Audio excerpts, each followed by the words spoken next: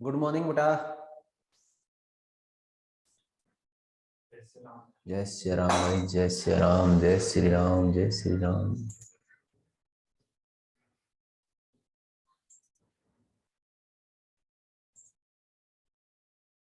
Good morning, good morning, good morning, good morning, good morning, good morning, good morning, good morning, good morning. नमस्ते बेटा, नमस्ते नमस्ते नमस्ते। हाँ जी, करें शुरू।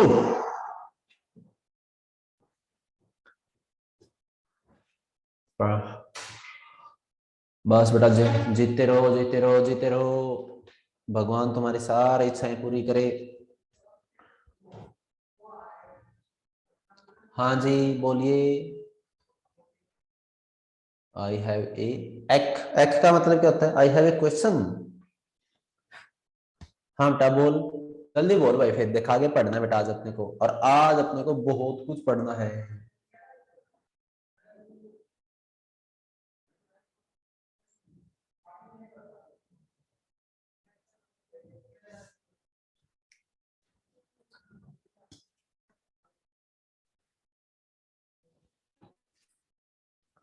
ठीक है भाई, नहीं पूछ रहा था हम आगे क्वेश्चन। अच्छा ए यार, शराबटोपा तो पहनते हो मगर जर्सी नहीं पहनते।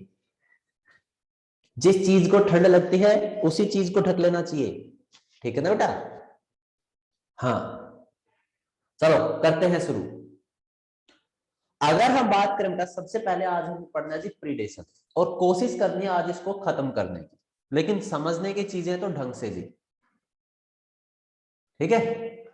मेरे घर को ठंड लग रही है, लैमिनेशन करवा ले बेटा। ओके, लैमिनेशन करवा ले घर की। हाँ, चलो पढ़ ले प्रीडेशन।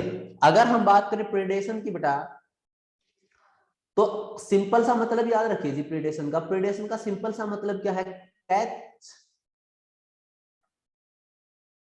किल एंड ईट, यानी कि पकड़ो, मारो, खाओ। मार के खाना है जी, क्या करके खाना है? मार के खाना है, तो उसको क्या बोलेंगे? प्रीडेशन, परभक्षिता, परभक्षण, बात एक ही है। यानी कि एक स्वतंत्र जीव जो दूसरी जाति के जीवों को पकड़कर और मारकर खाता है, पहले पकड़ेगा फिर मारकर खा जाएगा, तो उसको हम क्या कहेंगे? परभक्षी। और इस घटना को हम क्या कहते हैं? परभक्षण। यानी कि बेटा परभक्षी का तो क्या होगा? फायदा, और शिकार जो होगा बेटा, शिकार जीव का, उसका क्या हो जाएगा? नुकसान। तो प्रीडेशन में भी हमें यह पता चला कि इसका जो साइन होगा बेटा वो क्या होगा? Plus minus. इतनी बात समझ में आ गई? जैसे ही हम परभक्षी सुनते हैं बेटा, परभक्षण सुनते हैं, यानी कि मारकर खाने की बात सुनते हैं, तो सबसे पहले अपने दिमाग में क्या आता है कि एक बाघ है जो हिरण को मार के खा रहा है, ये एक शेर है जो हिरण को मार के खा रहा है।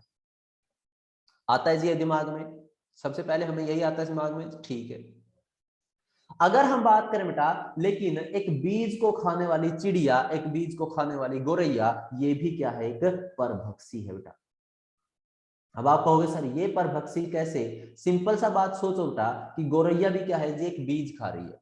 आप ये सोचिए कि एक बीज के अंदर क्या होता है? एक पूरा भ्रूण होता है बेटा, होता है या नहीं होता? पूरा भ्रूण होता है, और भ्रूण के अंदर, भ्रूण से ही क्या बनता है? एक कंप्लीट ऑर्गेनिज्म बनता है या नहीं बनता? एक कंप्लीट ऑर्गेनिज्म बनता है बेटा, भ्रूण से ही बनता है। और कंप्लीट ऑर्गेनिज्म का मतलब ये हुआ कि उसने एक कंप्लीट ऑर्गेनिज्म की एक पूरी लाइफ को ही क्या कर दिया बेटा? खा लिया जी, कंप्लीट लाइफ को खा लिया। जैसे कि उसने तो पैदा होने से मार के खा लिया बेटा। और मारकर खाने वाले को हम क्या बोलते हैं? परभक्षी। तो बेटा शेर, भाग, चीता, ये तो परभक्षी हैं ही, उसके साथ साथ क्या है भाई? एक सीड खाने वाली गोरैया भी क्या है? एक परभक्षी का उदाहरण है। बात समझ में आई? यस। अब आगे हम करते हैं बेटा, जैसे ही आप एनसीईआरटी पढ़ोगे बेटा, जैसे ही आप 256 नंबर पेज निकालोगे, यानी कि प्रीडेशन का लास्ट पैराग्राफ निकालोगे अगर, तो पहले ही लाइन लिखी मिलेगी कि पौधों के लिए शाकाहारी प्राणी क्या है, परभक्षी है। तो सबसे पहली लाइन यही है अपनी कि पौधों के लिए क्या है जी, पौधों के लिए कौन है जी, पौधों को खाने वाला कौन होता है, पादपों पर फीड करने वाला कौन होता है, शाकाहारी। हाँ, शाकाहारी प्राणी क्या है जी, परभक्षी है बेटा। आई होप ये लाइन मिल गई होगी आपको, लास्ट पैराग्राफ है बेटा, ठीक है। 256 होगा पेज नंबर, पेज नंबर इधर उधर हो सकता है भाई, फिर वो एक दो, हाँ जी पहली ही लाइन है कि पौधों के लिए शाकाहारी प्राणी क्या है, परभक्षी है। अब इसका मतलब समझो आप थोड़ा सा, अगर हम बात करें बेटा, देखो यहां पे है ना दो टाइप की चीजें आएंगी बेटा। पहला ही क्या है जी, आपके पास पादप है, क्या है जी, पादप। ओके, अगर हम बात करें पादप की, तो पादप क्या करता है, ये जी पादप को कौन खा रहा है, मान लो एक बकरी खा रही है, और ये क्या है भाई बताओ, पादप कौन हो गया यहां पर, प्रे। प्रे मतलब कि शिकार, ये कौन होगा बेटा, शिकार।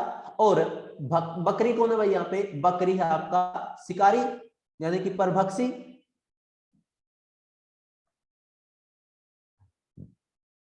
ये है जी परभक्षी। लेकिन एक अलग ही टाइप की ग्रेजिंग भी होती है बेटा, जिसको माइल्ड ग्रेजिंग भी कहा जाता है, ठीक है। क्या कहा जाता है, माइल्ड ग्रेजिंग। आप प्लांट फिजियोलॉजी पढ़ रहे हो बेटा, प्लांट ग्रोथ पढ़ लिया आपने, प्लांट ग्रोथ नहीं, चलो कोई बात नहीं, जब पढ़ोगे तो आपको ये वैसे भी एक कॉमन सेंस का बहुत पुराना क्वेश्चन है बेटा, छठी सातवीं क्लास वाले भी बच्चे जानते हैं इसको। अगर हम बात करें माइल्ड ग्रेजिंग की, तो माइल्ड ग्रेजिंग क्या नहीं है, कोई प्रीडेशन नहीं है, नोट प्रीडेशन। क्या नहीं है बेटा, प्रीडेशन नहीं है। ये क्या है, it is a protocooperation, it is a protocooperation. यानी प्रोटोकोऑपरेशन में बताओ किसका क्या फायदा था बेटा, दोनों को फायदा था, एक को फायदा था प्राक सहयोगिता,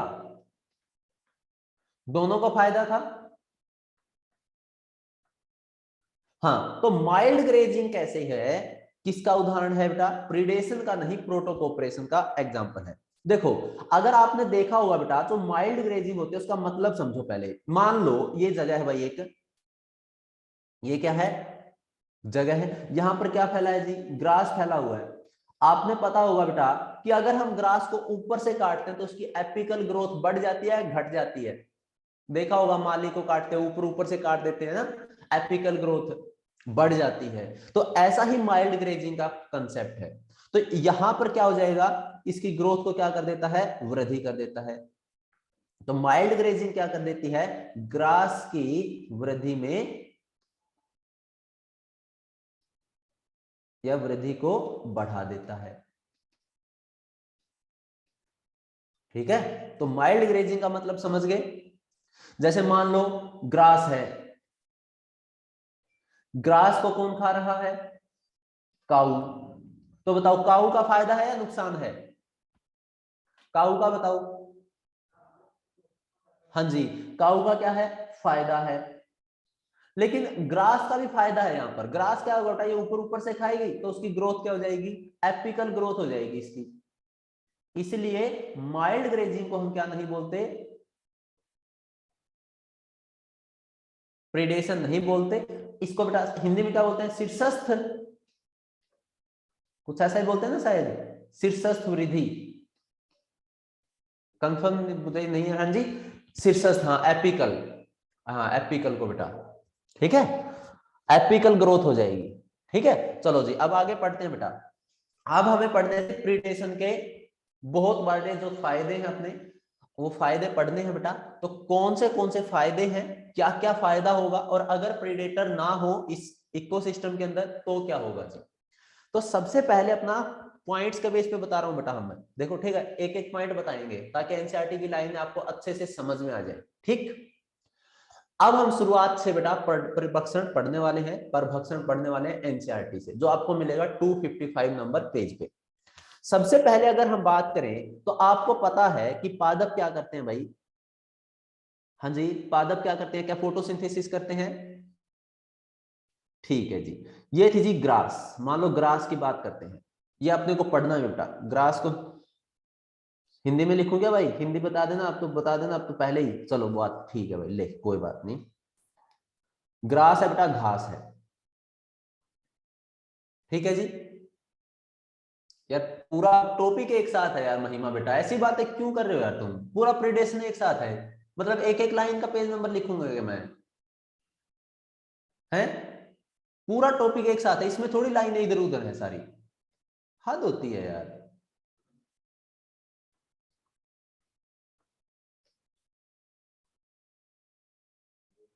जब पहले वाली स्लाइड पे ही बता दिया, तो पहले वाली स्लाइड पे बता तो दिया बेटा कि ये इस नंबर पेज पे मिलेगा, पूरा साथ एक में, तो ये एक ही तो पेज नंबर है,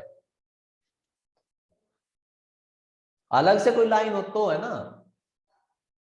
हाँ जी, घास है बेटा। बताओ जी, घास क्या फोटोसिंथेसिस करेगा?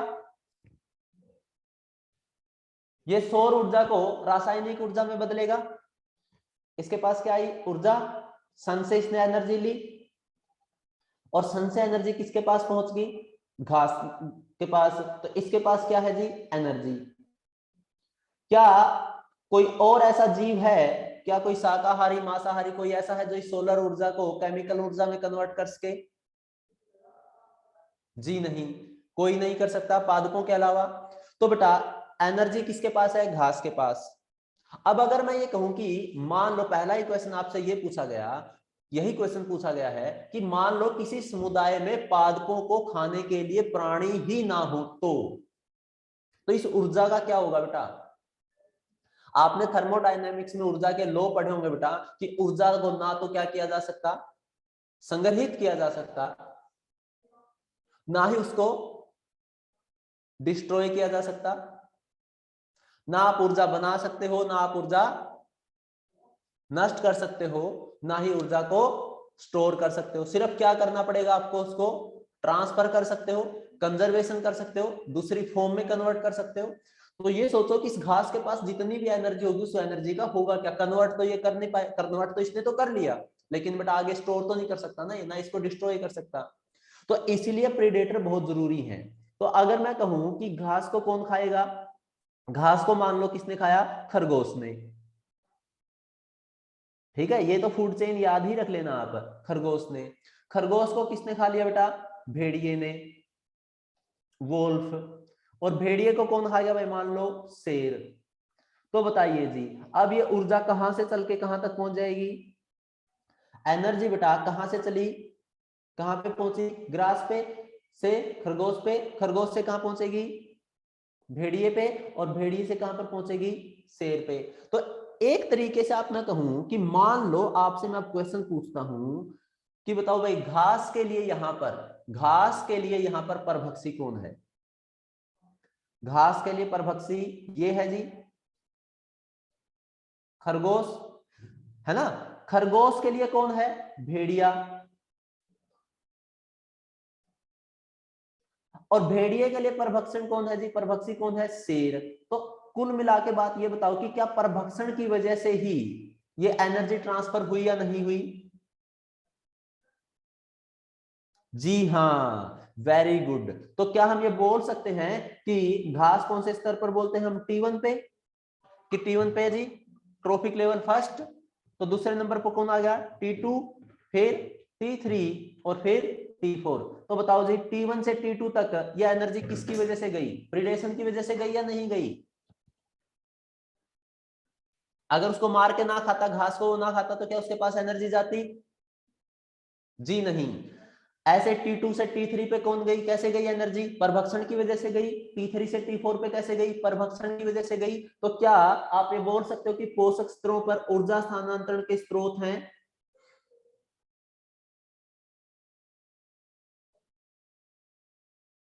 है ना? समझ में आई बात? तो बेटा एनसीईआरटी ने इनके लिए एक वर्ड यूज किया है, और उस वर्ड को ध्यान से पढ़ोगे तो, सुनोगे तो अपने आप मिल जाएगा। यानी कि प्रीडेटर हम क्या बोल सकते हैं, किसकी तरह कार्य करते हैं, कंड्यूट की तरह काम करते हैं बेटा। ठीक है, तो इसका मतलब ये हुआ कि परभक्षी, मिली है लाइन, दूसरे पैराग्राफ पढ़ो 255 पे, परभक्षी किसकी तरह बेटा, कंड्यूट की तरह, जिसको हिंदी में बोला जाता है सनाल, है ना, चैनल बोल सकते हो आप इसको, क्या बोल सकते हो, चैनल, या फिर सोर्स बोल सकते हो, कंड्यूट को ही क्या बोल सकते हो, सोर्स। ठीक, कंड्यूट की तरह कार्य करते हैं।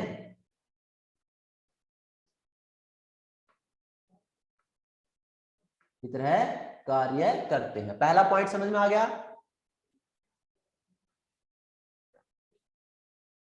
जी हाँ, ठीक है। तो प्रीडेशन एक टाइप से क्या बोल सकते हो आप, एक नेचर का नियम है। परभक्षण क्या है, एक नेचर का नियम है, ताकि क्या हो सके, ऊर्जा ट्रांसफर हो सके, बोल सकते ना ये बात। हाँ जी, परभक्षण ना होता तो ऊर्जा ट्रांसफर ही ना होती। इसके बाद ही दूसरी लाइन लिखी है, तो उसको समझो एक बार। हम पहले अपने एग्जाम्पल के हिसाब से पढ़ते हैं बेटा, फिर देखेंगे आगे। पहले मैं स्लाइड देख लूं, ठीक है। हाँ जी, अपने हिसाब से पढ़ते हैं, पहले अपना एग्जाम्पल लेंगे, फिर हम एनसीईआरटी का एग्जाम्पल लेंगे बेटा। ओके, ध्यान से सुनना है, समझना है। मेंटेन बैलेंस इन इकोसिस्टम, दूसरी ही लाइन, उसके ही बाद दूसरी लाइन मिलेगी कि परभक्षण एक दूसरी भूमिका भी निभाते हैं, है ना। तो दूसरी भूमिका की बात करते हैं। अगर हम बात करें बेटा, मान लो कि ग्रास है, किसी इकोसिस्टम की बात करें हम, क्या है, ग्रास है, घास है, और इसको कौन खा रहा है, डियर। कौन खा रहा है, डियर। और डियर को कौन खा रहा है, लायन। ये तो आप अच्छे से जानते हो कि घास खाया किसने, हिरण ने। हिरण को कौन खा रहा है, लायन। तो एक तरीका तो आप ये बताइए, सबसे ज्यादा नंबर किसका होगा बेटा, यहाँ पे नंबर की बात कर रहा हूं मैं, बता सकते हो आप, कॉमन सेंस लगाओ बेटा। बहुत अच्छी लाइन लिखी है एनसीईआरटी, यहां पे नहीं लिखी, कहीं और लिखी है, लेकिन बताओ आप। हाँ, ग्रास की। ग्रास के बाद जो ज्यादा नंबर होगा किसके बाद होगा, डियर का। और सबसे कम नंबर किसका होगा, शेर का, है ना। ये बात तो आपको कॉमन सेंस से आपको सबको पता है। अब अगर मैं ये कहूं कि मान लो नेचर के अंदर क्या नहीं है, मान लो, कहा है मैंने, मान लो नेचर के अंदर परभक्षण नहीं है, ये प्रीडेटर नहीं है, ये लायन क्या हो गया, एब्सेंट हो गया बेटा। मान लो आपने इसको यहां से हटा दिया, कुछ भी किया आपने, मान लो यहां पर एब्सेंट हो गया, तो बताओ जी डियर का नंबर क्या होता जाएगा, डियर का नंबर बढ़ जाएगा। और अगर डियर का नंबर बढ़ जाएगा तो ग्रास का नंबर घट जाएगा या नहीं घट जाएगा, है ना। हाँ, तो ये पूरे का पूरा जो इकोसिस्टम है आपका, पूरा इकोसिस्टम इम्बैलेंस हो जाएगा, नहीं हो जाएगा, इकोसिस्टम क्या हो गया जी, इम्बैलेंस।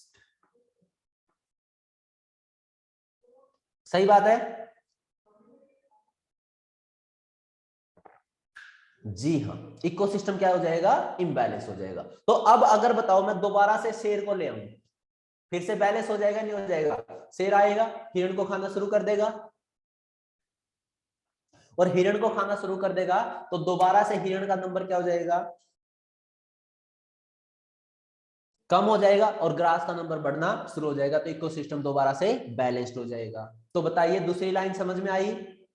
दूसरी ही लाइन है ये कि पोषक स्तरों पर ऊर्जा स्थानांतरण के लिए कंड्यूट के रूप में कार्य करने के अलावा परभक्षण एक दूसरी महत्वपूर्ण भूमिका भी निभाते हैं। वे शिकार समष्टि को नियंत्रण में रखते हैं, अपने प्रे का जो नंबर है वो क्या रखेंगे, नियंत्रण में रखेंगे। अब यही चीज हमें एनसीईआरटी ने एक एक्सपेरिमेंट के बेस पर बताई गई है, ठीक है, वो समझनी है। ये एक्सपेरिमेंट है बेटा, ऐसे कैसा हमें याद करना पड़ेगा, इसमें मैं कुछ नहीं कर सकता। हाँ, समझाने की बात मेरी है, बात चल रही है ऑस्ट्रेलिया की। एनसीईआरटी का जो एग्जांपल है उसकी बात करें, ये तो अपना एग्जांपल था, अपने को जो समझ में आ गया। हाँ जी, इन ऑस्ट्रेलिया, ऑस्ट्रेलिया की बात है, कब की बात है जी, ऑस्ट्रेलिया में भी 1920 के आरंभ की, ठीक है, 1920 के आरंभ की।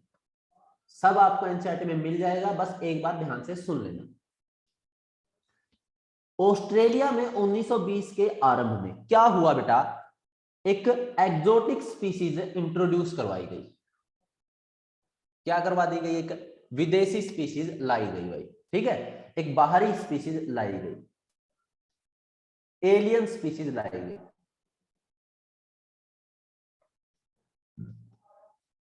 कहीं और से लेकर आए, और उस एलियन स्पीसीज का नाम क्या था बता सकते हो? उस एलियन स्पीसीज का नाम था जी प्रिकली पियर कैक्टस, नागफणी। क्या नाम था जी? प्रिकली पियर कैक्टस, ठीक है, नागफणी, हाँ जी। क्या नाम था जी? Prickly pear cactus. सिंपल याद रखो आप तो, नागफणी। बताओ कौन आ गया जी? नागफणी। क्या इस नागफणी का यहां पर कोई नेचुरल प्रीडेटर था? कहानी यही हुई, यहीं से शुरू होती है कि जहां पर ये इंट्रोड्यूस करवाया गया बेटा, हाँ है ना, जहां पर ये प्रेजेंट थी बेटा, इंट्रोड्यूस करवाई गई थी, वहां पर इसका कोई नेचुरल प्रेडेटर नहीं था, नो नेचुरल प्रीडेटर। तो बताओ अगर नेचुरल प्रीडेटर ही नहीं होगा तो क्या इसको कोई मारने वाला है? कोई मारने वाला नहीं है। और अगर कोई मारने वाला ही नहीं है तो ये तेजी से फैलेगी या नहीं फैलेगी? जी हाँ, तो इसने क्या किया जी? तेजी से फैली। इसने भाई तेजी से फैलना शुरू कर दिया, और तेजी से फैल फैल के बेटा इतनी फैली कि कितने हेक्टेयर्स में बेटा? बहुत सारे, यानी कि उस घास थल के लाखों हेक्टेयर पर क्षेत्र में क्या होगी? फैलकर तबाही मचा दी, ठीक है। तो नागफणी ने लाखों, लाखों का मतलब ही सोच लो कितना हेक्टेयर होगा बेटा, है ना, कितनी जगह होगी, है ना, लाखों हेक्टेयर क्षेत्र में फैलकर क्या कर दिया भाई? तबाही मचा दी। अब इसको कोई रोकने वाला नहीं है तो फैलती गई, और फैलती गई तो बेटा अब क्या करना चाहिए जी? हमें इसको रोकना बेटा, इकोसिस्टम क्या हो जाएगा? अगर ये फैलेगी तो एक ही टाइप की स्पीसीज बढ़ेगी, तो बेटा इकोसिस्टम क्या हो जाएगा? इम्बैलेंस। हाँ जी, इकोसिस्टम क्या हो जाएगा? इम्बैलेंस। तो उस इकोसिस्टम में क्या आ गया? स्टेबिलिटी आएगी या इनस्टेबिलिटी आएगी? इकोसिस्टम क्या हो गया? अनस्टेबल, है ना। तो बताओ जी कैसे रोक सकते हो अब इसको आप? कैसे रोकोगे? क्या लेकर आओ? समझदार हो? इसका कोई क्या लेकर आओ? प्रीडेटर लेकर आओ, इसका परभक्षी लेकर आओ। तो फिर बाद में क्या लेकर आया गया? इसका परभक्षी लाया गया, ठीक। तो बेटा फिर बाद में, ये बाद में लेकर आए हैं, कहीं सोचो कि पहले लिखा है तो बाद में ही पहले ही आ गया जी। बाद में कौन लेकर आए जिसका? हाँ, एक स्लब को लेकर आए बेटा, एक मोथ को लेकर आए, ठीक, नागफनी को खाने वाला, नागफनी को खाने वाला, ठीक है, नागफनी को खाने वाला कौन था? स्लब था बेटा। स्लब को क्या बोलते हैं इंग्लिश में? मोथ। तो ये क्या था जिसका इंट्रोड्यूस करवाया गया?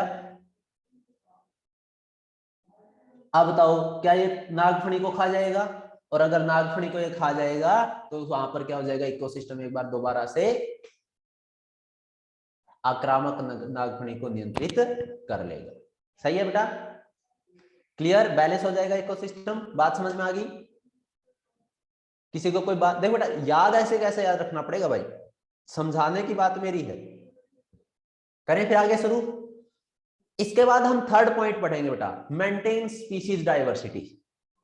यह आपको इसी पेज पर मिलेगा लेकिन लास्ट में, ठीक है। अगर हम बात करें बेटा, नेक्स्ट पेज पे ही आपको मिलेगा कि कैसे वो जातीय विविधता को मेंटेन बनाए रखते हैं। 256 नंबर पेज पे पहली ही लाइन, परभक्षी स्पर्धी शिकार के बीच स्पर्धा की तीव्रता को कम करके किसी समुदाय में जातीय विविधता को बनाए रखने में सहायता करता है। यानी कि जातीय विविधता कैसे बनाएगा? वो देखेंगे अभी हम। पहले हम अपने हिसाब से एग्जांपल देखेंगे एक, फिर अपन एनसीईआरटी वाला पढ़ेंगे ताकि ढंग से समझ में आ जाए। ठीक है बेटा, करें शुरू? ठीक है जी। सबसे पहले ये सोचिए कि एक जंगल है बेटा, एक फॉरेस्ट है। सॉरी, थोड़ा सा मुझे ऐसा लग रहा है कि यार जगह कम ना पड़ जाए इस स्लाइड पे। अच्छा ठीक है, चलो अच्छी बात है। हाँ जी, बुद्धि है, क्या हो गया यार?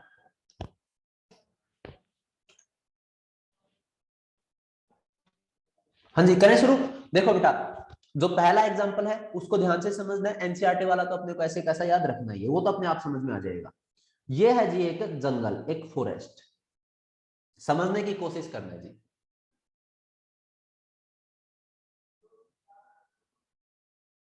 तनीषा पाटीदार जी, क्या कहना क्या चाहते हो आप, ये बताओ पहले। ये बात तो मैंने बता ही दिया ना है, ये बता ही दिया ना बेटा कि मौत को लाए, मौत को लाने के बाद ही क्या हुआ?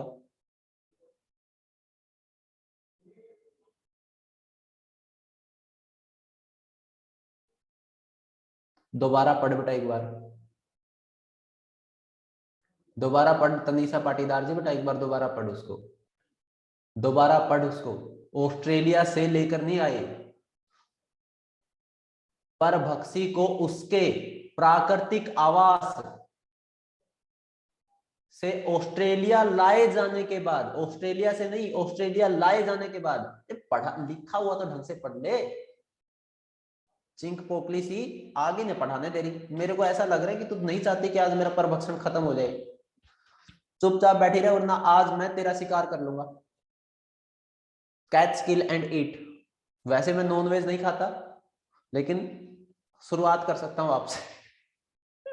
ठीक है, हाँ हाँ जी, करें शुरू? यहां पर है जी ग्रास, ग्रास भी है। यहां पर मान लो रैबिट है जी, रैबिट, रैबिट की संख्या है यहां पर मान लो 50। कितनी है जी रैबिट की संख्या? 50। ढंग से समझना है बेटा। और इधर है जी डियर भी, डियर भी क्या है? प्रेजेंट है। और डियर भी कितनी है बेटा? मान लो 50। यहीं से पॉइंट आपको कंपटीशन का भी समझ में आएगा, अगले लेक्चर का भी, तो इसलिए ढंग से समझना। और इधर भी बेटा कौन है भाई? लायन भी है। ठीक है, सब कुछ बैलेंस चल रहा था बेटा, इस इकोसिस्टम में सब कुछ अच्छे से चल रहा था। अब आप ये सोचिए कि बेटा कि कौन किसको मार के खा सकता है, बता सकते हो जी? ग्रास को रैबिट भी खा सकता है और डियर भी खा सकता है। यस, ऐसे ही बेटा लायन रैबिट को भी खा सकता है और डियर को भी खा सकता है।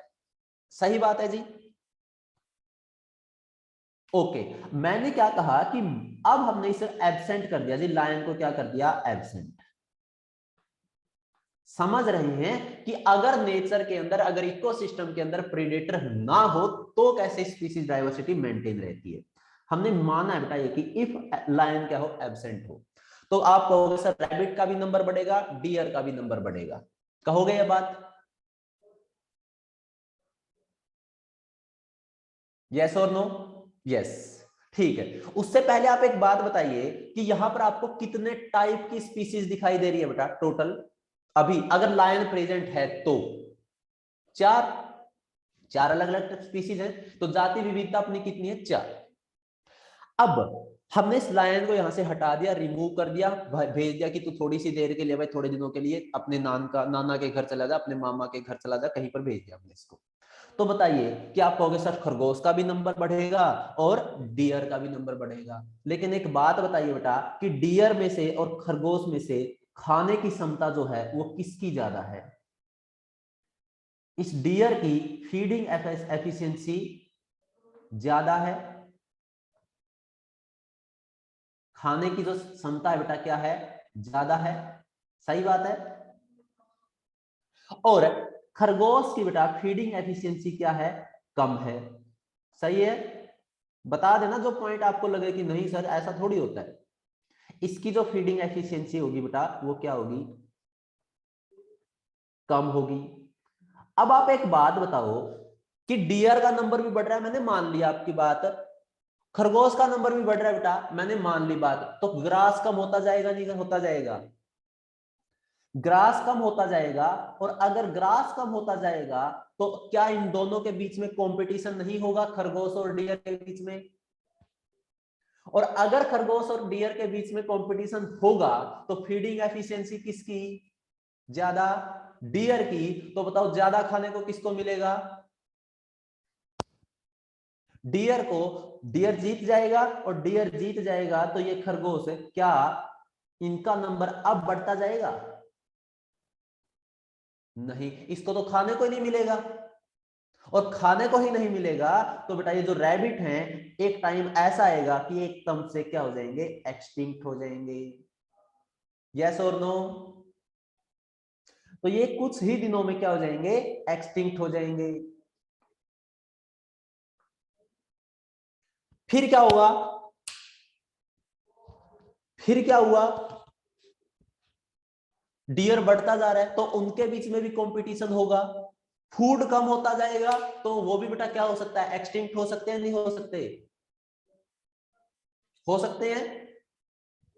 बस बताओ जातीय विविधता कितनी थी आपके पास? 4। बचे कितने? एक शेर हटाने की वजह से आपके पास कुछ नहीं बचा। सही है? हाँ या ना? बिल्कुल। अब बताओ अगर यहां पर शेर होता, अगर शेर होता तो क्या होता? तो शेर क्या करता जी, डियर को भी खाता। नॉर्मली तो डियर को ही खाता, हम बात करें तो नॉर्मली डियर को खाएगा, तो बताओ ये नंबर इसका कितना रखेगा, 10 से 15 रखेगा, मेंटेन रखेगा 10 से 15।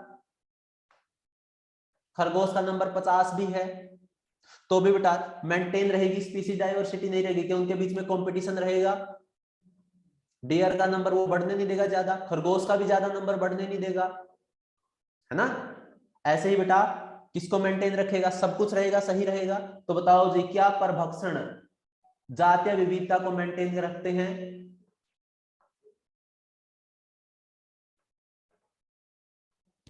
यस, बात समझ में आएगी? तो हम बोल सकते हैं कि स्पीशीज डाइवर्सिटी को भी मेंटेन रखते हैं आपका परभक्षण, आपके प्रीडेटर। इतनी बात समझ में आई? तो ये तो बात किसकी है, अपने एग्जाम्पल की है, जो आपको एनसीईआरटी में नहीं मिलेगा। अब हमें एग्जाम्पल कौन सा पढ़ना है, जो एनसीईआरटी का है, और वो तो अपने को एक बात पता ही है बेटा कि एक्सपेरिमेंट है, तो ऐसे कैसा हमें याद रखना है। ठीक है? तो बात चल रही है किसकी, अमेरिकन पैसिफिक ओशियन की, अमेरिकी प्रशांत तट की। कहां की बात चल रही है जी? अमेरिकी, ये एनसीईआरटी का है जी, उसके पेज नंबर अगले 256 पे मिल जाएगा आपको।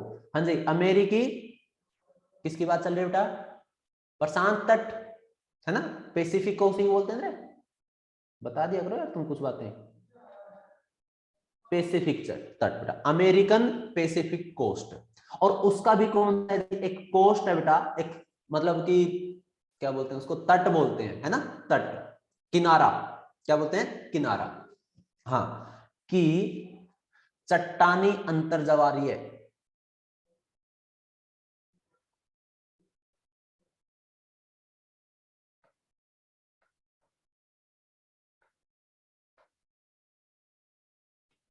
ठीक है, रॉक की इंटरटाइडल एरिया, क्षेत्र।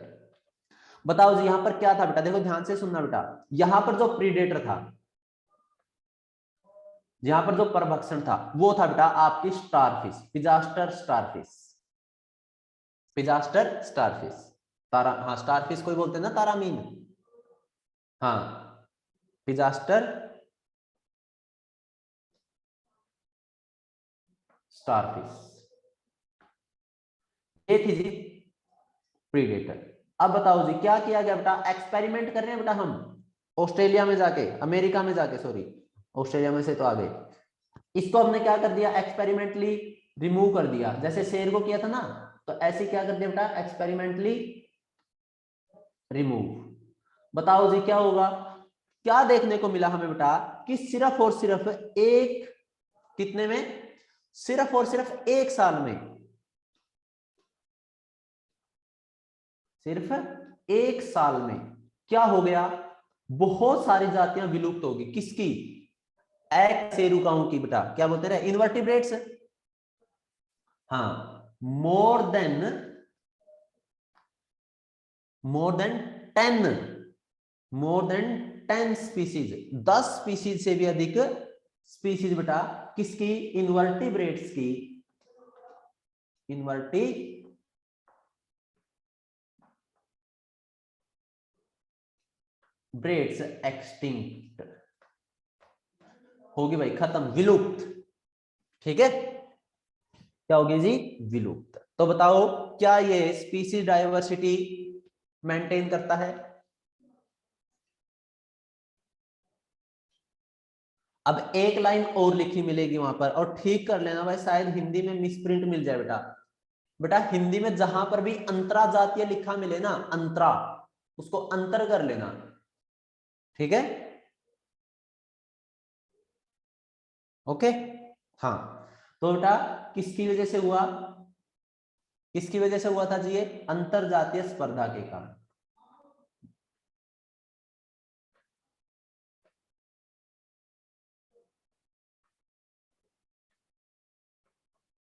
हाँ बेटा, एक्सपेरिमेंट के चक्कर में 10 स्पीसीज एक्सटिंक्ट कर दी बेटा। सही बात है आपकी। ठीक है, बात समझ में आ गई?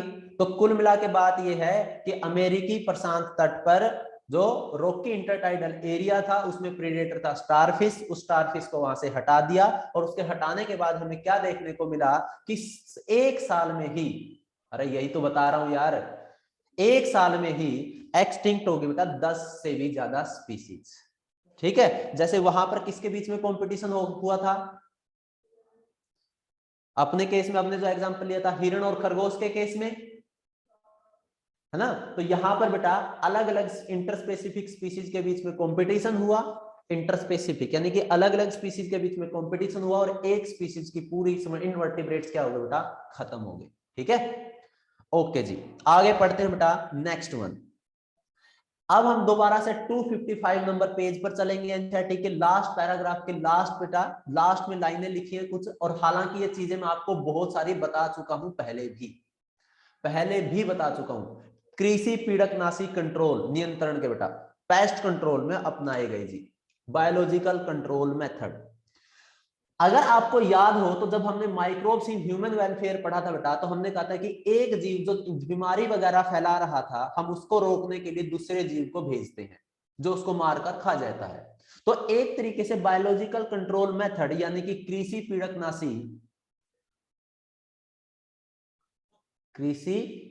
पीड़कनाशी नियंत्रण, पेस्ट कंट्रोल, ये किस पर बेस्ड है बेटा? आपका किस पर बेस्ड है जी? ये भी प्रीडेशन पर ही बेस्ड है। ठीक है, किस पर बेस्ड है? परभक्षण पर आधारित है, परभक्षण पर आधारित। आई बात समझ में? एक ऑर्गेनिज्म को मारने के लिए किसी दूसरे का यूज करना। क्या आप ऐसे एग्जांपल पढ़ चुके हो? बहुत सारे एग्जांपल पढ़े होंगे जैसे आपने। चलो मान लो पहला एग्जांपल बताओ। हाँ जी, एफिड से छुटकारा पाने के लिए किसका यूज किया था? देखो बेटा, तीसरी बार चौथी बार बता रहा हूं, ये एफिड से छुटकारा पाने के लिए किसका यूज करोगे? हाँ, लेडी बर्ड बीटल का, लेडी बर्ड बीटल का। याद आया कुछ? ड्रैगन फ्लाई के लिए किसका यूज करोगे? ड्रैगन फ्लाइज के लिए, ड्रैगन फ्लाइज का यूज किसके लिए करोगे? किसके लिए था? मॉस्किटो। हाँ जी, तो मच्छर के लिए किसका यूज करोगे? हाँ, एक एग्जांपल हम एक्स्ट्रा बता देते हैं यहां पर, जो आप पहले पढ़ भी चुके होगे बेटा। अगर आपने पढ़ा हो गैम्बूसा फिश, गैम्बूसिया, है ना? गैम्बूसिया फिश किसके लिए बेटा? ये कंट्रोल करता है जी किसको? अगर आपको मच्छर के लार्वा ही खा जाता है, ये भी मच्छर के लिए ही है, लेकिन क्या कर लेता है, उनके लार्वा ही खा जाता है, पहले ही खा जाता है, पैदा ही नहीं होने देता। लो सर आ जाओ भाई तुम। जैसे वो साउथ वाले मूवी के वो होते हैं ना कि मार डालूंगा, नाम होते हैं ना ऐसे, मार डालूंगा, मार ही डालूंगा, फिर कुछ दिन बाद नाम आता है उसका तीसरा वर्जन, पैदा ही नहीं होने दूंगा, हाँ जीने नहीं दूंगा, ऐसा ही। हाँ कुछ ऐसे वर्जन है भाई यहाँ पर, ठीक है, बाय ईटिंग लार्वा, उसके लार्वा को ही खा जाता है। तो कुल मिला के बात यह है कि बीमारी फैलाने वाले को अगर आप एक को ये तरीके से, आपको यहां पर क्या करना है भाई, बायो कंट्रोल एजेंट में ये बोल सकते हो आप सुपारी दे रहे हो किसी को। जैसे मान लो आपकी खेती कर रहे हो, आप कहीं पे, सिंपल सोचना आपको, कहीं पर आप खेती कर रहे हो, है ना, खेती कर रहे हो और बहुत सारे पक्षी आके आपके बीजों को खा रहे हैं, नष्ट कर रहे हैं अपनी फसलों को, तो क्या करो, होक को छोड़ दो, बाज को छोड़ दो, पकड़ पकड़ के ले जाएगा, दूसरों को मार के खा जाएगा वो, है ना, कुछ ऐसा जी। तो कुल मिला के बात ये, सुपारी दो बस। आगे जी, अब अपने को एनसीईआरटी की बहुत अच्छी अच्छी लाइनें पढ़नी है बेटा, जहां से वो पहले ही शुरुआत की थी हमने वहां से। देखो बेटा आगे पीछे पढ़ा रहा हूं, लेकिन मैं कोशिश कर रहा हूं कि सारी बातें आपको ढंग से समझ में आ जाए। यहां तक किसी को कोई बात समझ में ना आई तो पूछ लो। 4 पॉइंट हमने पढ़ लिए। पहला, कंड्यूट की तरह काम करता है, इकोसिस्टम में बैलेंस बना के रखता है, स्पीसीज डाइवर्सिटी को मेंटेन रखता है, सारे परभक्षण के सारे शाकाहारी पादपों के लिए परभक्षण होते हैं। फिर पढ़ा हमने कृषि पीड़क नियंत्रण में। सही है जी। यहां तक किसी को कोई पॉइंट पूछना तो पूछ लो बेटा। मिनट बचे अपने पास सिर्फ और सिर्फ 25, और पढ़ना बहुत कुछ है। करें शुरू आगे? अब नहीं बता रही है, अरे चिंक पोपली से हो, लपड़ झंडे से हो, हाँ पूछना है किसी को कुछ? चलो फिर। अच्छा, अरे हाँ 10 बजे होगा ब्रेक, तो फिर तो हो जाएगा अपना परभक्षण यार, शायद हो जाएगा, कोशिश करेंगे। अच्छा एक बात बताओ, समझ में आ रहा है? ऐसा तो नहीं लग रहा है कि ऑनलाइन में सर पढ़ समझ में नहीं आ रहा सर हमें तो? एक एक बात समझ में आ रही है, एक एक लाइन पढ़ने मेरे को अच्छी लग रही है एनसीईआरटी की, पढ़ते भी हो ना एनसीईआरटी? हाँ चलो फिर आगे पढ़ते हैं।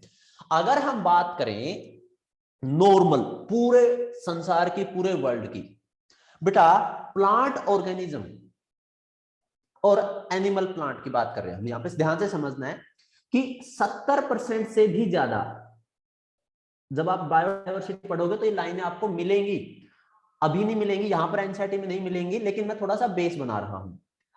70% या 70% से भी ज्यादा, इसका मतलब ये हो जाता है या तो मोर देन या इक्वल, 70 या 70 से ज्यादा, है ना, साइन देख लो ध्यान से, 70 या 70 से ज्यादा परसेंट कैसी स्पीसीज है जी? एनिमल स्पीसीज है, एनिमल स्पीसीज है। और लगभग लगभग लगभग लगभग कितना जी?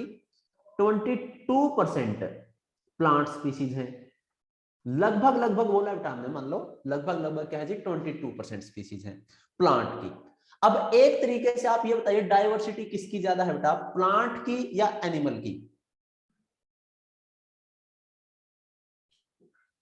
एनिमल की। लेकिन अगर मैं नंबर की बात करूं, बताओ किसका ज्यादा होना चाहिए नंबर, अगर आपको इकोसिस्टम बैलेंस रखना है तो किसका नंबर या किसका ज्यादा होना चाहिए?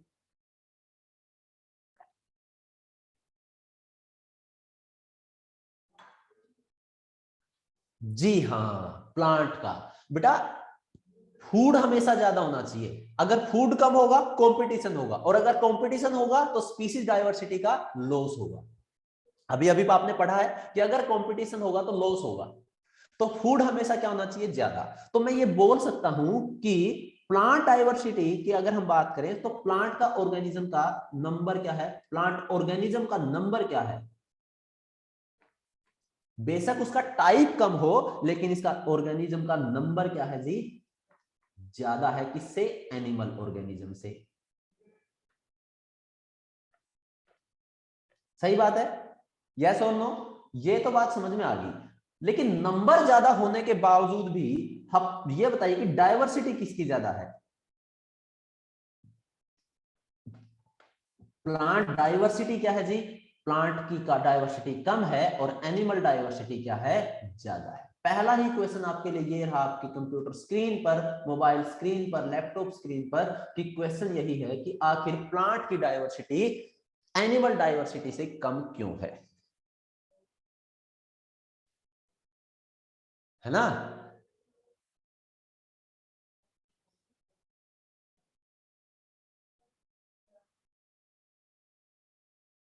ना जी, बैलेंस बनाने के लिए नहीं बेटा, ना, गलत समझ रहे हो आप। वो तो नंबर हुआ ना बेटा, नंबर तो ज्यादा है इसलिए हमने मान लिया कि फूड ज्यादा है। कहानी डाइवर्सिटी की है, टाइप की है। बात यूं है कि पादपों के लिए, ढंग से एनसीईआरटी की लाइन पढ़ो, एनसीईआरटी की लाइन ढंग से पढ़ो, पादपों के लिए यह समस्या विशेष रूप से गंभीर है कि वो अपने परभक्षियों से भाग नहीं सकते। भाग सकते हैं क्या? वो बच सकते हैं क्या? तो जो प्लांट है ना, इसलिए कम है क्योंकि इनको ज्यादा प्रीडेशन का सामना करना पड़ता है। ठीक है, बिकॉज दे फेस, बात समझ में आई? Because they face more predation. ठीक, क्योंकि उन्हें ज्यादा प्रीडेशन का सामना करना पड़ता है। आई बात समझ में? प्रीडेटर ज्यादा है। दूसरा, दूसरा आगे पढ़िए। अब आगे जब आप एनसीईआरटी की लाइन पढ़ोगे बेटा, तो आपको एक लाइन लिखी मिलेगी कि लगभग लगभग 25% कीट पादप भक्षी होते हैं। यानी कि कीट भी ऐसे हैं जो ज्यादातर किस पर फीड करते हैं जी?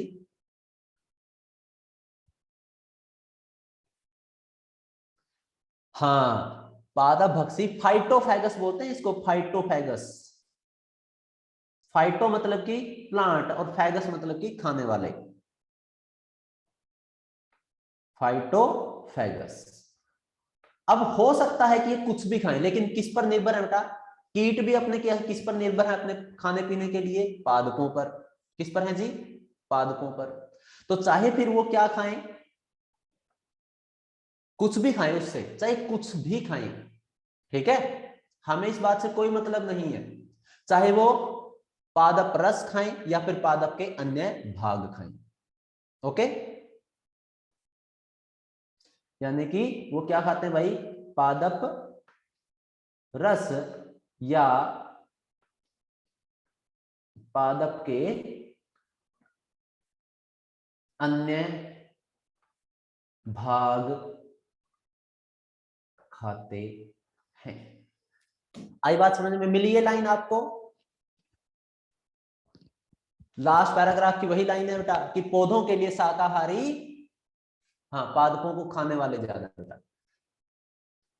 हाँ जी, पौधों के लिए शाकाहारी प्राणी परभक्षी हैं। लगभग 25% कीट पादप भक्षी होते हैं और वो पादप रस या पादप के अन्य भाग खाते हैं। अब दोबारा से आते हैं उसी लाइन पर। ये बताइए कि हमें पता है कि हम बात कर रहे हैं बेटा कि हर किसी ना किसी का कोई प्रेडेटर है। जैसे मान लो घास के लिए कौन था? खरगोश। खरगोश के लिए कौन था? भेड़िया। और भेड़िए के लिए कौन था बेटा? शेर। सही है जी? था ऐसा ही कुछ? अब आप एक बात बताओ, डियर को, चलो भेड़िए को मान लो, चलो दूसरा अपन सिंपल मान तरीके चलते हैं कि मान लो सबसे पहले आपके पास कौन है? घास। घास को कौन खा रहा है? हिरण। और हिरण को कौन खा रहा है? हिरण को कौन खा रहा है बेटा? शेर। ये तो अपने को सबसे ज्यादा याद है। ये बताइए कि हिरण को पता है कि शेर तुझे मार के खाएगा, ये तेरा शिकार करेगा, ये तेरा शिकारी है, तो क्या हिरण उससे बचने की कोशिश करेगा? बिल्कुल करेगा। उससे तेजी से भागता है बेटा, बहुत तेजी से भागता है।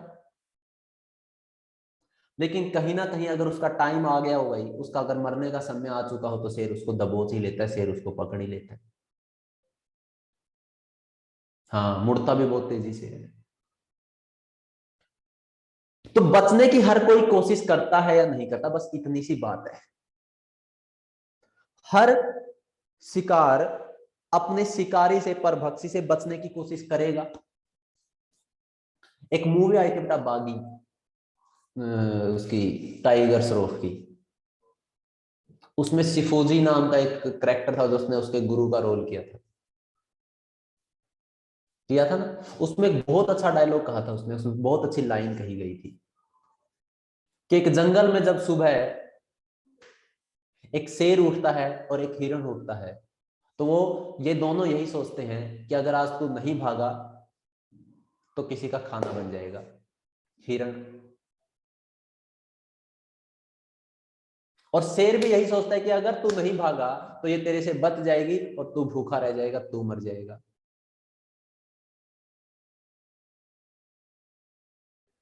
है ना। तो कुल मिला के बात यह कि भागना तो पड़ेगा, और हर कोई हर किसी से बचने की कोशिश भी करेगा। तो अब हम उन्हीं की बातें कर रहे हैं कि कुछ कैसे अपने प्रीडेटर से बचने की कोशिश करते हैं। तो शिकार जातियां द्वारा परभक्षियों से बचने हेतु विकसित की गई विधियां। पहले हम बात करते हैं जंतुओं द्वारा। किसकी बात कर रहे हैं? पहले हम बात करते हैं जंतुओं द्वारा। दो चीजें हैं बेटा, देखो एनसीईआरटी जब पढ़ोगे ना, जब एनसीईआरटी पढ़ोगे बेटा, तो ध्यान से सुनना आपको। सबसे पहले यहां पर हम बात करें तो आपने ध्यान से सुनना है, समझना है और उसके बाद देखना है। ठीक है, बहुत अच्छी अच्छी लाइनें यहां पर मिलेंगी आपको।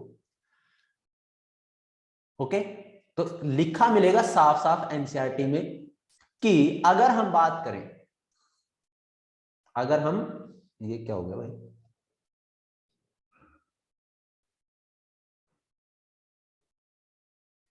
क्या लिखा मिलेगा, ध्यान से सुनिए, कि परभक्षण के प्रभाव को कम करने के लिए कुछ ऐसा ही लिखा मिलेगा बेटा, ढूंढना उसको, शायद 256 पेज पे मिलेगा, मतलब ऊपर भी मिलेगा, बीच में मिलेगा, दूसरा पैराग्राफ मिलेगा शायद, दूसरा। हाँ, परभक्षण के प्रभाव को कम करने के लिए शिकारी जातियों ने विभिन्न रक्षा विधियां विकसित कर ली हैं। कीटों तथा मेंढक की कुछ जातियां परभक्षण द्वारा आसानी से पहचान लिए जाने से बचने के लिए गुप्त रूप से रंगीन छद्मावरण होती है। मिला ये वर्ड पढ़ना बस, छद्मावरण। इसका मतलब समझो, दो चीजें हैं बेटा। देखो, एक तो है मिमिक्री, ठीक है, क्या है? एक तो मिमिक्री। मिमिक्री का एग्जांपल आपको अलग जगह देखने को मिलेगा, और यहां पर हम पढ़ रहे हैं छद्रावरण, यानी कि कीटों तथा मेंढकों की कुछ जातियां द्वारा छलावरण करना। छलावरण को ही एनसीईआरटी ने क्या बोला है? इसको छद्मावरण। छद्मावरण, और छद्मावरण को इंग्लिश में बोलते हैं कैमोफ्लेज। क्या बोलते हैं बेटा? कैमोफ्लेज। दो चीजों को ध्यान से सुनना। मिमिक्री का एक एग्जांपल मैं आपको पहले भी पढ़ा चुका हूं।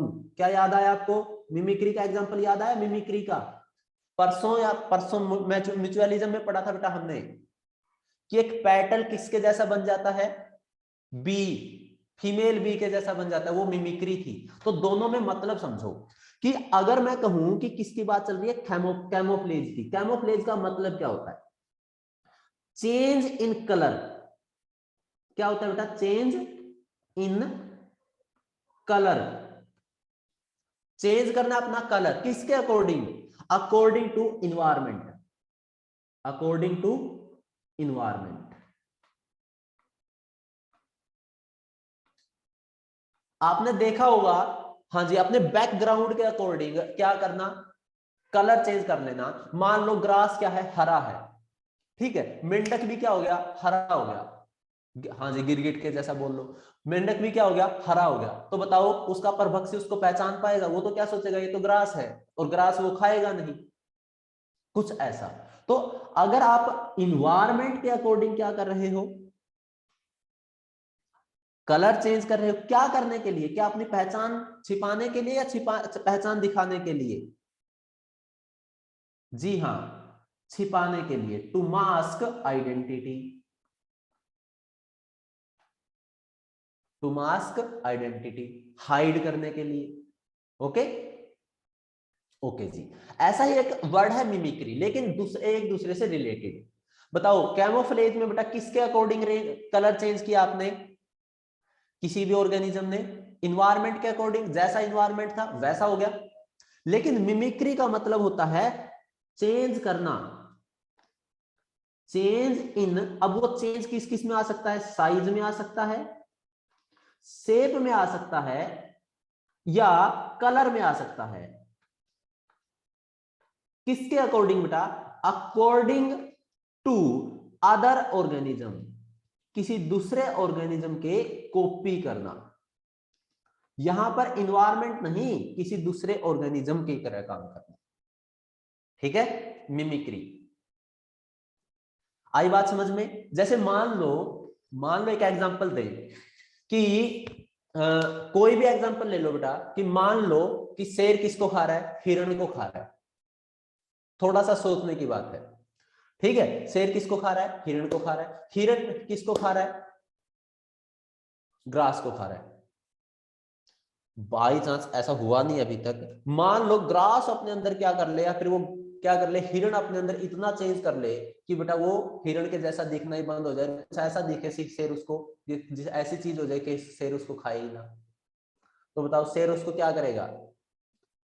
नहीं पहचान पाएगा, नहीं पहचान पाएगा तो खाएगा नहीं। तो कुल मिला के बात यह है कि किसी दूसरे की नकल करना क्या होता है? मिमिक्री। किसी दूसरे की नकल करना क्या होता है? मिमिक्री। और इन्वायरमेंट का सहारा लेना क्या होता है? कैमोफ्लेज, छद्मावरण। आई बात समझ में? जी हाँ। ओके, अब आगे देखो, मोनार्क बटरफ्लाई, कीटों और मेंढकों के बाद मोनार्क तितली बटरफ्लाई में एक विशेष रसायन होता है। क्या होता है भाई? एक विशेष रसायन होता है जो हाईली विषैला है, डिस्टेस्टफुल है, जो हाईली डिस्टेस्टफुल है बेटा ये। ठीक है, तथा परभक्षी के लिए स्वाद में अरुचिकर। अरुचिकर का मतलब ही क्या है? डिसटेस्टफुल, खाने में अच्छा नहीं लगता, डिसटेस्टफुल है। तो बताओ अगर खाने में कोई अच्छा ही नहीं होगा तो कोई इसको खाएगा क्या?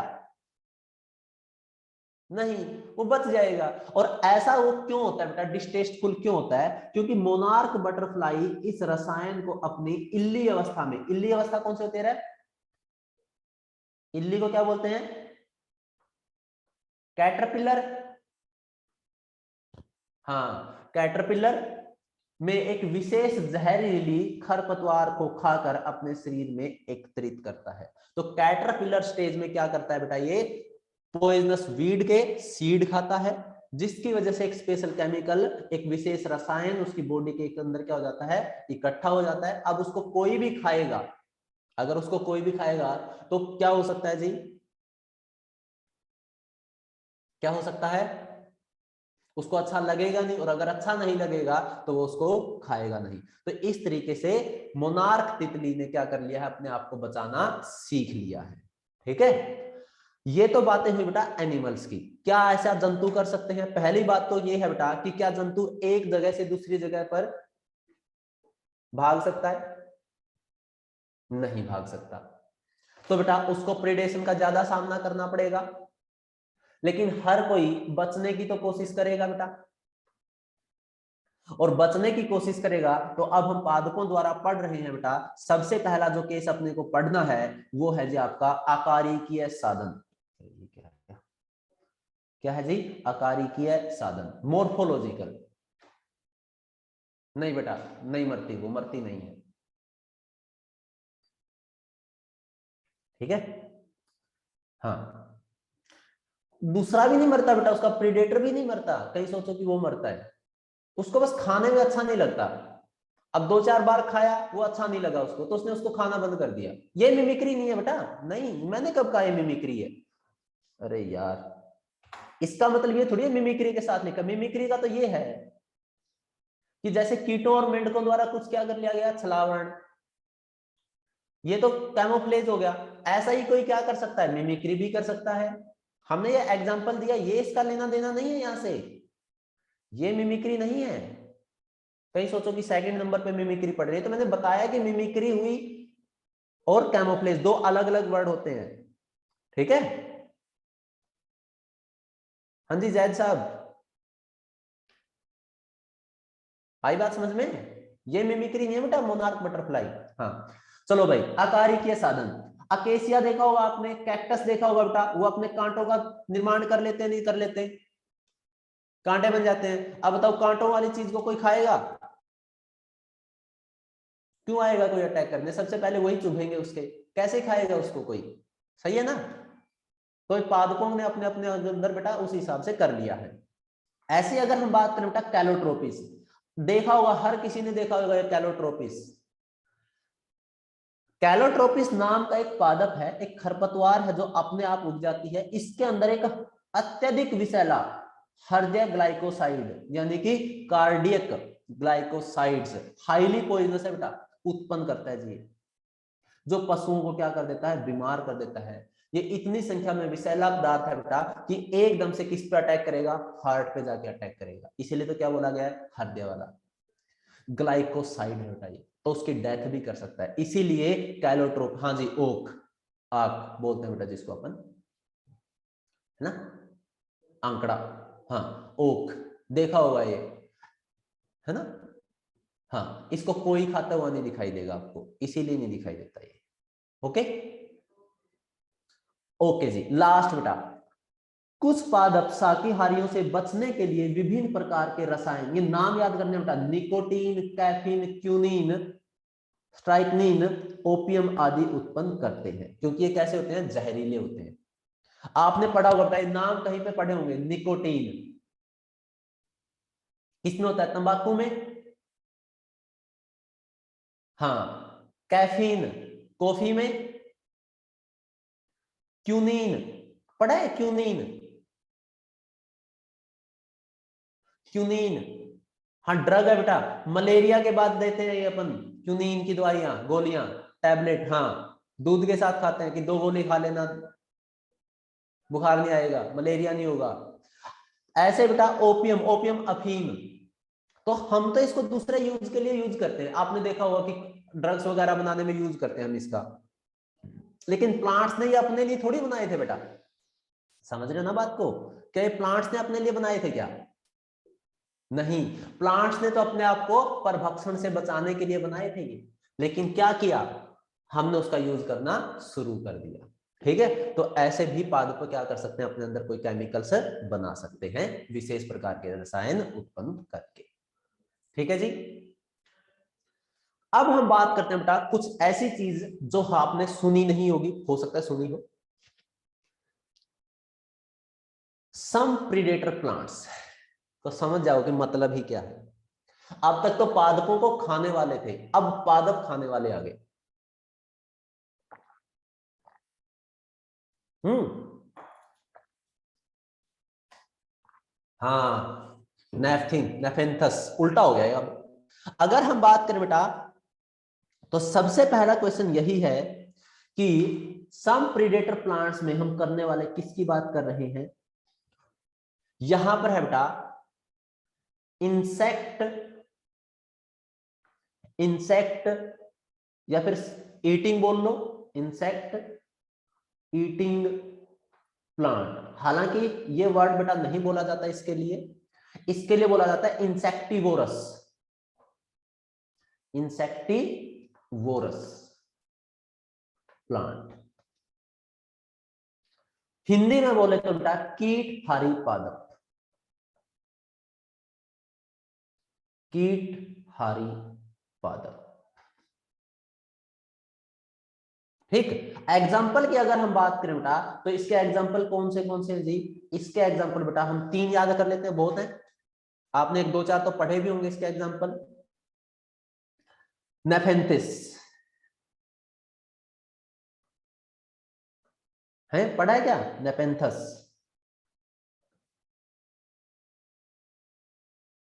हाँ सही है बेटा, सही बोल रहे हो आप। एक यूट्रिकुलेरिया होता है बेटा, यूट्रिकुलेरिया। ऐसे यूट्रिकुलेरिया एक बटा हुआ ड्रोसिरा, 3 बहुत है ना, बहुत है 3। अब क्वेश्चन ये आता है कि आखिर बेटा मिलेगा किसी दिन, बता रहा हूं मैं आपको, ये एनसीईआरटी में नहीं मिलेगा, ये इसमें यहाँ पर नहीं मिलेगा आपको, ठीक है ना, मैं पहले बोल रहा हूँ यहाँ पर नहीं मिलेगा, लेकिन पता होना चाहिए कहीं पर के क्वेश्चन पूछा गया है। अब बात ये आती है कि क्वेश्चन ये है कि आखिर इंसेक्ट खाने की जरूरत ही क्यों पड़ी इन प्लांट्स को। समझ रहे हो, आखिर इंसेक्ट खाने की जरूरत ही क्यों पड़ी इन इंसेक्ट को। मौत का बदला, क्यों यहां पर ये जानी दुश्मनी चल रही है? बेटा बात ये है कि इन्होंने क्यों खाया insect, they insect eat insect to fulfil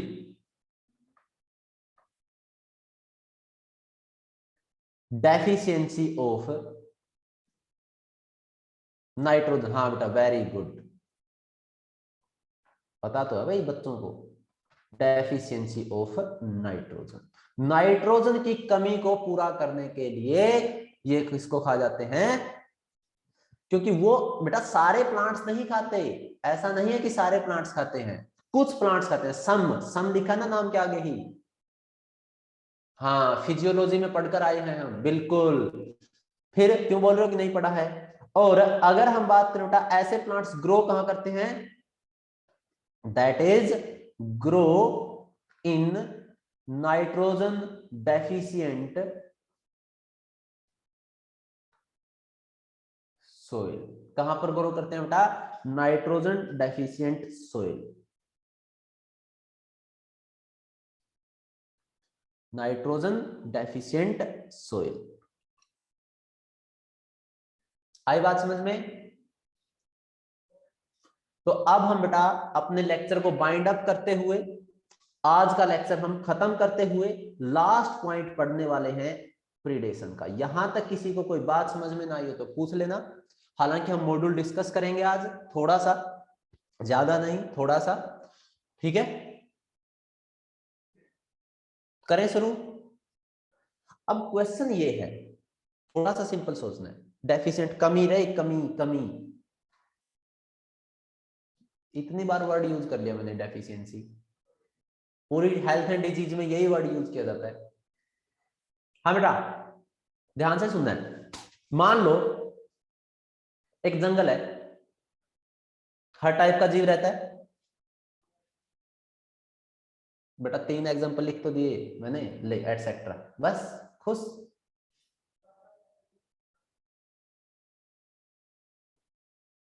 अब खुश हो जी, स्माइल। हाँ चलो पढ़ो आप आगे।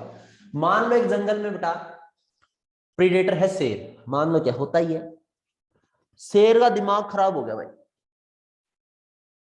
शेर का क्या होता है, शेर हो गया का दिमाग खराब, सुबह उठा, शिकार पे निकला, 2-4 को निपटा दिया, है ना।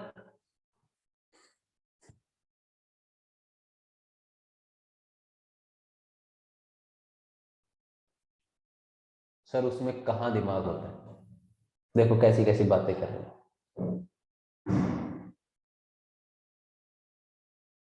कैसी कैसी बातें कर रहे हैं। तुम लोगों को मैं बता दूं कि अभी अभी अमेरिका में एक एक्सपेरिमेंट किया गया है और सक्सेसफुल एक्सपेरिमेंट हुआ है,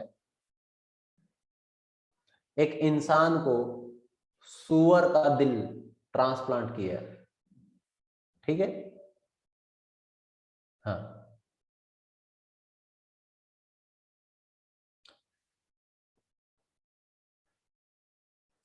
और जो ये बोल रहा है ना कि सर उसके पास दिमाग कहाँ होता है, बेटा ऐसी बात सुन के मैं यही बोलूंगा कि मुझे ऐसा लग रहा है कि आपसे तो ज्यादा ही होता है उनके पास।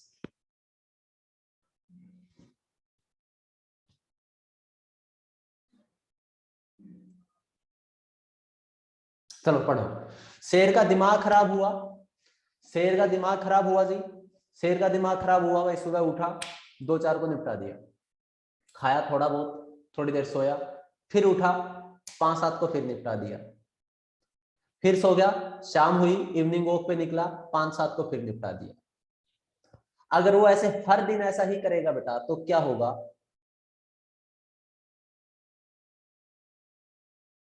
10-15 दिन की बात है, सबको मार के खा जाएगा, सब खत्म, गुड बाय टाटा गया, है ना, सब खत्म बेटा। और ऐसा तो है नहीं कि सिर्फ और सिर्फ शेर ही हो प्रीडेटर, चीता भी है बेटा, बाघ भी है, लेपर्ड भी है, और भी बहुत सारे प्रीडेटर हैं। अगर सबका दिमाग घूम गया फिर जी। तो कुल मिला के यही बात कही है एनसीईआरटी ने कि प्रीडेटर क्या नहीं होता, इतना दिमाग से पैदल नहीं होता, उनके पास दिमाग होता है, वो विवेकी होते हैं। यही वर्ड लिखा है कि प्रूडेंट इन नेचर। क्या होते हैं भाई, प्रूडेंट यानी कि विवेकी, क्लेवर इन नेचर।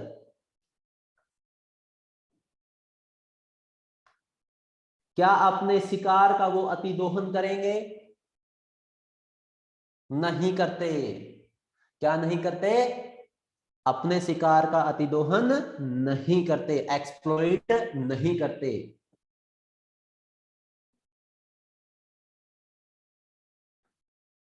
वो इंसानों की तरह नहीं है कि जो मिले बस आज ही के लिए निपटा दो, बाद में खाना कल का कल सोचेंगे, नहीं, वो लंबे टाइम का सोचते हैं।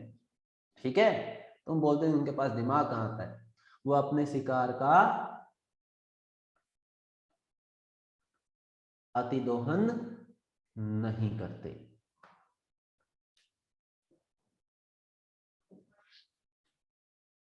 अगर बाई चांस हम कहें कि मान लो कहा है मैंने, मान लो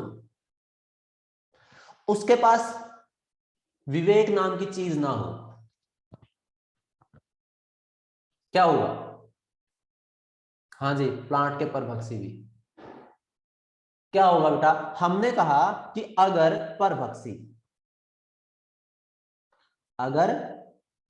परभक्षी ज्यादा ही दक्ष है,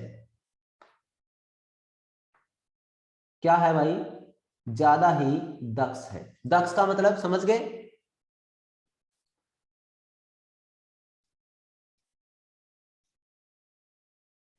हाँ जी समझ गए, मतलब क्यों मार मार के खा जाए, विवेकी ना हो और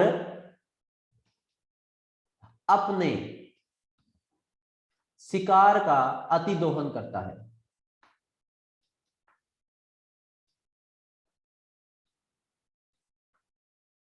और एक्सप्लॉइट करता है भाई, हाँ वही दिमाग खराब होने वाली बात है, अतिदोहन करता है। तो क्या होगा, शिकार विलुप्त, तो कुछ दिनों में ही क्या होगा, शिकार विलुप्त, खत्म। शिकार विलुप्त तो बेटा मतलब कि उसका खाना खत्म, और अगर खाना खत्म तो वो क्या खाएगा फिर, अरे खुद का भी तो सोचो, वो क्या खाएगा। हाँ हाँ, ना रहेगा बांस ना बजेगी बांसुरी, बिल्कुल। और खाने के अभाव में भी क्या हो गया भाई, खाने का अभाव, और अगर खाने का अभाव होता है तो खाने का अभाव में भाई वो भी क्या हो जाएगा, जो शिकारी है वो भी विलुप्त। इसलिए बताओ पहले ही वो नेचर में कैसे होते हैं बेटा, विवेकी होते हैं या नहीं होते। यही कारण है कि प्रकृति में परभक्षी विवेकी होते हैं। ये लाइन मिली या नहीं मिली, 256 नंबर पेज पे पहला ही पैराग्राफ या दूसरा पैराग्राफ होगा बेटा, कि अगर परभक्षी ज्यादा ही दक्ष हैं तो शिकार का अतिदोहन करेंगे, और अगर अतिदोहन करेंगे तो शिकार विलुप्त हो जाएगा, और शिकार विलुप्त हो जाएगा तो खाने के अभाव में परभक्षी भी क्या हो जाएंगे, विलुप्त हो जाएंगे। अब ये बताइए कि एनसीईआरटी के पूरे प्रीडेशन में से ऐसी कोई भी लाइन, एक भी लाइन ऐसी हो जो अभी हमने ना पढ़ी हो? सारी की सारी आई है, आगे पीछे कैसे भी आई हो, सारी की सारी आई है बेटा। अब एक लाइन और मैं आपको बता देता हूं, हालांकि यहां पर नहीं मिलेगी, मैं आपसे पूछ चुका हूं, लेकिन लिखा नहीं है मैंने बेटा, तो मैं आपसे पहले पूछ चुका हूं बेटा, ये मैंने आपसे जरूर पूछा तो है। ये बताइए कि यहां पर बेटा घास का सबसे ज्यादा नंबर होगा, है ना? उससे कम खरगोश का होगा,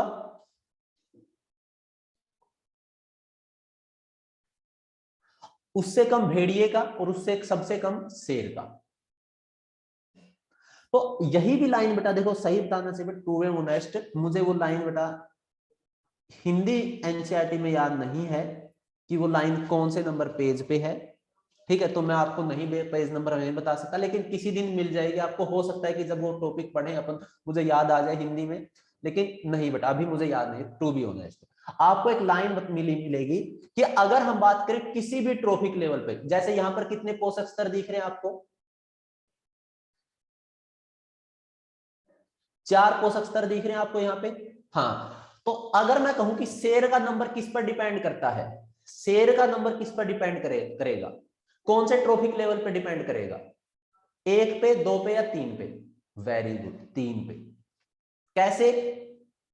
जितने ज्यादा भेड़िए होंगे, जितने ज्यादा पोषक स्तर 3 पर होंगे, उतने ज्यादा शेर के लिए खाना अवेलेबल रहेगा, है ना? ऐसे ही अगर मैं कहूं कि भेड़िए का नंबर किस पर डिपेंड करेगा बेटा?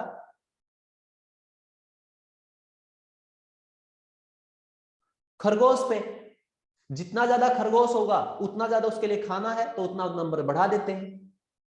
यही एनसीईआरटी ने लाइन लिखी है कि किसी भी पोषक स्तर पर, किसी भी पोषण स्तर पर क्या चीज, जीवों की संख्या,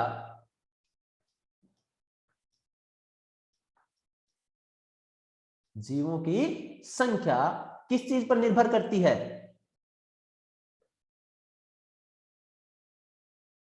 उससे पहले वाले पोषक स्तर, है ना, के जीवों की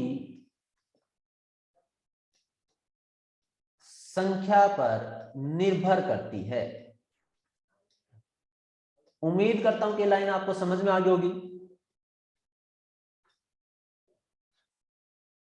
जीवों की संख्या पर निर्भर करती है, या फिर मैं क्या बोल सकता हूं सिंपल, कि अवेलेबल फूड पर निर्भर करती है।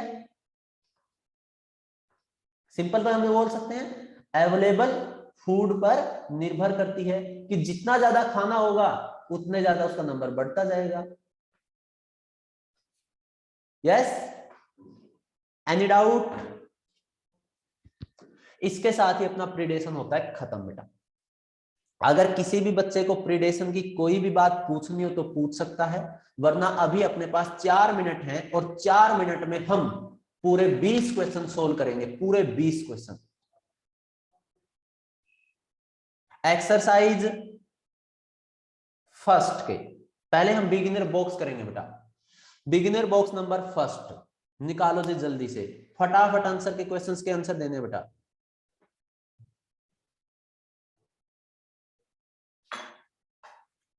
बताना जी, पहले ही क्वेश्चन का आंसर बताओ जल्दी से, टाइम नहीं है भाई, बस निकालो जल्दी से बिगिनर बॉक्स नंबर फर्स्ट। अब ये मत पूछ लेना सर पेज नंबर क्या है सर।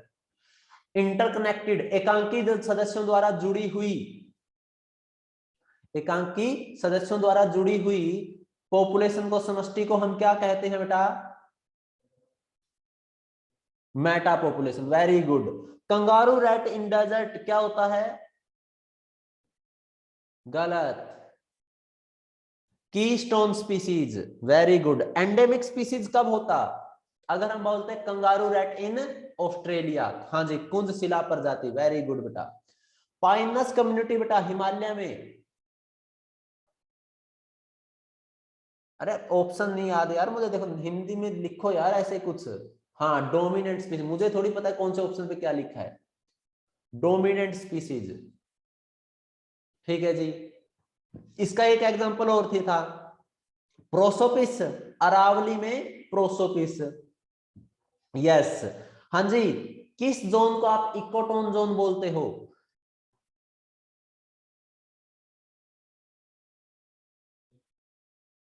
वलांचल। वलांचल का एक नाम और था, रलांचल। बताया था क्या? वलांचल, रलांचल, लिटोरल। Very good. ऐसे कौन सा जोन है जिसमें सिर्फ और सिर्फ विषम पोषी उपस्थित होते हैं, हेट्रोट्रोप्स आर प्रेजेंट?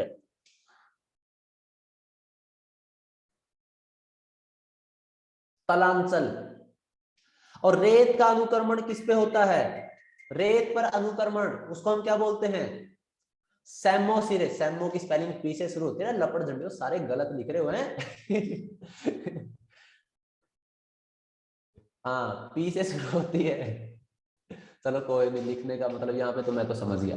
हाँ भाई, लास्ट बेटा, अगर आप लिथोसिरे पढ़ रहे हो तो ये बताइए कि सक्सेशन का सबसे पहले कौन आएगा?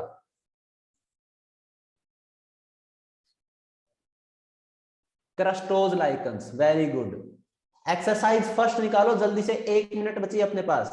12 नंबर तक क्वेश्चन सोल्व करने हैं जी आपको, बाकी जो हो जाए कर लेना। कर लोगे ना क्वेश्चन सोल्व? बाकी मैंने बेटा सारे क्वेश्चंस करवा रखे हैं, ऐसा कोई क्वेश्चंस नहीं होगा जो आपको ना करवाया गया हो।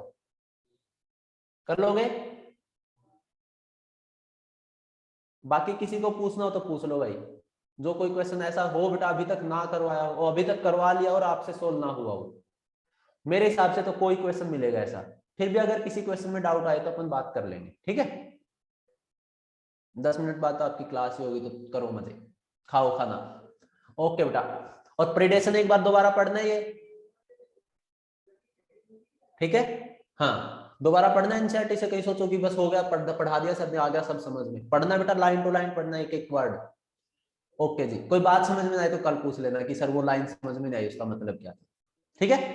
ओके जी, बाय बेटा। पढ़ लिया करो रे, पढ़ लिया करो, करो मेहनत।